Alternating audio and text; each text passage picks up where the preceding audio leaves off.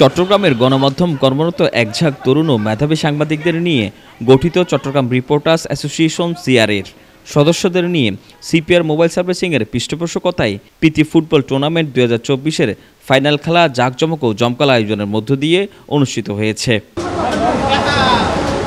শুক্রবার 6 সেপ্টেম্বর রাত 8 ঘটিকার সময় চট্টগ্রাম নগরীর খুলশী স্বস্তি ট্রাফে সিআরএ সংগঠনের সভাপতির টিম পদ্মার বনাম সাধারণ সম্পাদকের টিম যমুনার মধ্যে ফাইনাল খেলা অনুষ্ঠিত হয়। খেলায় টিম পদ্মাকে 1 গোলে পরাজিত করে টিম যমুনা চ্যাম্পিয়ন হওয়ার গৌরব অর্জন করেন।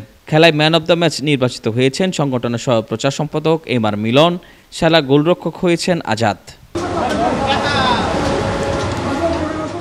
সিআরএর সাধারণ সম্পাদক নুরুল আমিন খোকনের সভাপতিত্বে ও প্রচার সম্পাদক সাইফুদ্দিন রমিজের সঞ্চালনায় অনুষ্ঠানের প্রধান অতিথি হিসেবে উপস্থিত থেকে প্রতিযোগিতা উদ্বোধন ও চ্যাম্পিয়ন রানার আপ দলের মাঝে পুরস্কার তুলে দেন সিপিআর গ্রুপের চেয়ারম্যান সৈয়দ মোহাম্মদ রাসেল।